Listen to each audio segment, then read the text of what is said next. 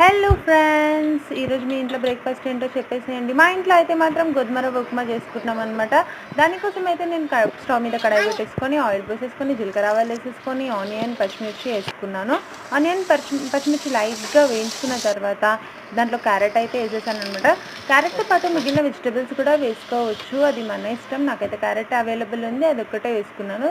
తర్వాత మనం గోధుమ రవ్వ ఉప్మాని కూడా ఆనియన్లో వేసేసుకొని వేంపేసుకొని ఆయిల్ని సపరేట్గా బాయిల్ చేసుకొని ఆయిల్లోనే మనం సాల్ట్ వేసుకోవాలి.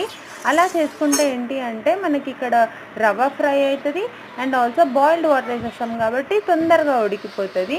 ఇలా మీరు మీరు మీరు ఎంతమంది ఇలా చేస్తారో నాకు ఒకసారి కమెంట్ చేయండి. అండ్ మినపప్పు కూడా యాడ్ చేసుకోవాలి. ఉప్మాలో మినపప్పు వేసుకుంటే చాలా ఇష్టం నాకు, చాలా టేస్ట్ కూడా ఉంటుంది. మీరు కూడా ట్రై చేయండి. మేమైతే మా దొడ్డు రవ్వ ఉప్మా, గోధుమ రవ్వ ఉప్మా బ్రేక్ఫాస్ట్ అయితే రెడీ. మేమైతే తినేసాం.